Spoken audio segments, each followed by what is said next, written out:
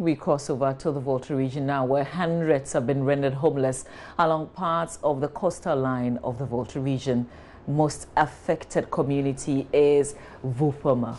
After strong tidal winds inundated their homes with seawater, some of the affected residents are appealing for help. We go live to speak to our correspondent, Ivy Setoji. Ivy, good morning to you again. Very early on in the morning, we spoke about this, but tell us about the relocation plan for residents who've been affected. According to the residents, government promised to relocate them to Agokeji, which is also an island in the area. But this island too has been affected by the high waves, according to them. And so they said it is not possible for them to go there. Some people are already on at the Agokeji, or where they want to relocate to, but they are still suffering from the high waves. So what they are asking government to do is to start something, have any more plan that is better than what they are saying, to relocate them to another island and get something doing, especially with the sea defense war. Because according to this resident, they have been on this for so many years. Mama, we've been reporting on this issue almost every year, and it's the same thing. And this time around, the situation is worse, according to them. And if you can see, almost all the houses are flooded by water, by the sea water, and they don't have anywhere to sleep right now. They are just waiting on authorities to do something. Let's talk about what traditionally also happens each year when we report on this incident. Officials come to give out some items to ease the pain of those who've gone through this. So has NADMO been present? Well, as the DCE, the MCE for the area, Set Yomavu, was there. The NADMO, according to what we were told, that they don't have resources to go this time. They always go there to check on the people, though, but they are complaining that they don't have resources. That is a car and money to visit these people, because anytime they are going, they have to charter a taxi to Anyani, and then from Anyani they charter a boat to the community, the island, and then that is their cost. And so right now they don't have anything to do that. But the MC went there this morning to see how the people are doing. We are hoping that the regional NADMO gets to these people and see what they can do for them. Okay. Ivy, we'll leave it here because the MC is just joining us via phone. Seth Yomawu is the MC for Keta, and he's on the phone. Good morning to you, sir. Thanks for making time to speak with us. Good morning. So Ivy Setoji, our correspondent, just told us that you visited the area. So can we get an initial assessment? What did you see? What's your assessment of what has happened? Yes, I just want to take this opportunity to greet all the listeners to Joy FM this morning. It is true that yesterday, early in the morning, the hours that started again at the Fuveme. And today I went there with the NADMO coordinator and some staff there. And we went around all the places where the tidal wave has taken up the whole house. So I think it's very terrible situation at Fuveme now. So we went there, and at the end, the opinion leaders also explained what happened by the last night. And from what they have explained to us shows that it's not easy at all, because if midnight you are in the house, before you realize, then the sea started, and before you realize, all sea in all your rooms and those things. So those are the issues on the ground. But Mr. Yomawu, this is not new. In fact, you can boldly say that we expected this to happen this time around. There was supposed to be a relocation plan so that people don't live in this particular community. It's a perennial annual ritual. So what happened is that we have a relocation area for them. That is Agokeji. And some of them are there. But moving people from where they are to a new site at times become very difficult. So what we have been telling them is that they should relocate to the new site we have given to them. But we're told the new site is also not safe. The new site somehow is safe now, because when you go to the new site now, from there, the sea coming to that place, it will take some time before coming to that place. Oh, so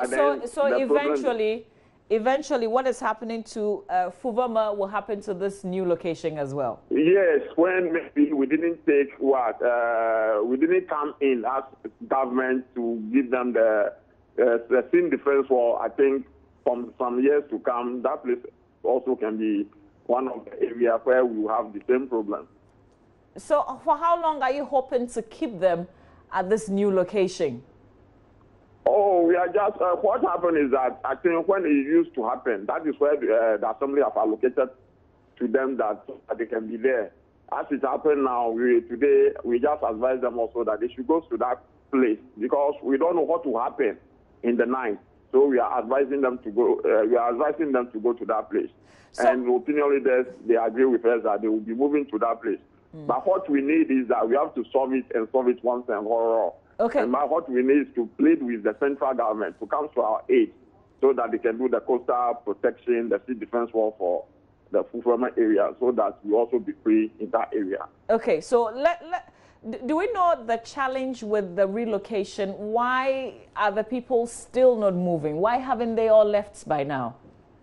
Oh, what happened is that at times, as I've just said earlier, at times when you give place to people to move, maybe where they are, maybe they feel that they have a lot of their things there, so moving becomes very difficult. So that's why I've engaged in a NADMO coordinator, so that we continue talking to them so that they can move.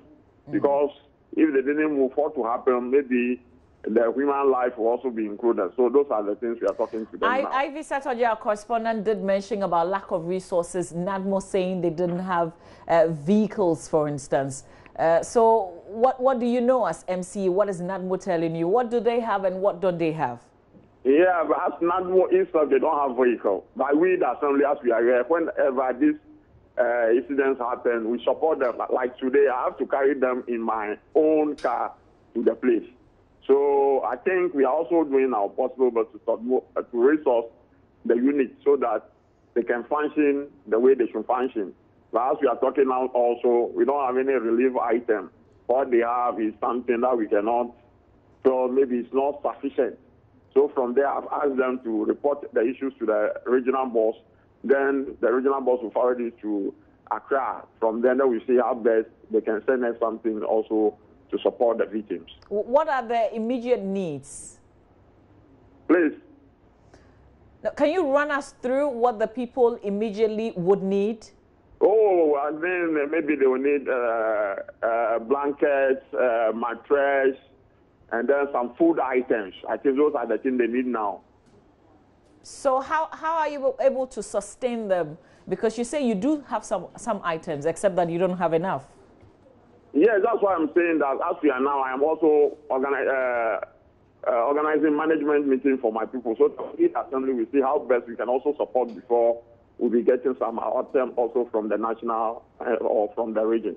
But beyond appealing through this interview on television, that central government should come to your aid, what are you doing as MCE? But that's why I'm saying that as of now, we are going to have management meeting. Whatever we also have as assembly, we use something to support them. Maybe get them some relief item, maybe from when we take some money from our contingency fund. I appreciate that. I was talking about the bigger picture. How do we stop this? The bigger picture, what I feel that we can do before our people will have some peace in the area is just to construct a sea defense wall for them. Because you know that this project or this incident is happening, it's not today, not tomorrow, maybe about 12 years ago. So we are just appealing to the central government to come to our aid. Of course, as I'm speaking now, we can realize that the people at Havaji, they have started the sea defense wall. So we thought that when they finish with that one, the central government will come through Jita up to Fuveme area so that we solve this problem once and for all. So I get you and I appreciate that. But I'm saying that beyond you appealing through this interview on television, What do you intend doing? You've got a ministry, for instance. Are there plans to channel some of these concerns through these structures? Yes, those are the things we are doing. I'm going to do. Because we are here now, and my coordinating director, we are going to draft a letter to Ministry of Work and Housing, because they are the sector minister for all these incidents. So we are doing that. Tomorrow I will be in Accra to deliver that letter to the sector minister so that we take it up from that place. For Keta, we'll leave it here. Thank you very much joining us. And we've been talking about Fuveme and how residents have been displaced. Okay, so Seth Yomawu, who is the MCE for Keta. We've been talking about this subject for a while now. Joseph Opoku-Gapo, my colleague, has also done some very extensive work, and last year it was a major conversation on Joe News. We'll bring you a lot more in the coming days.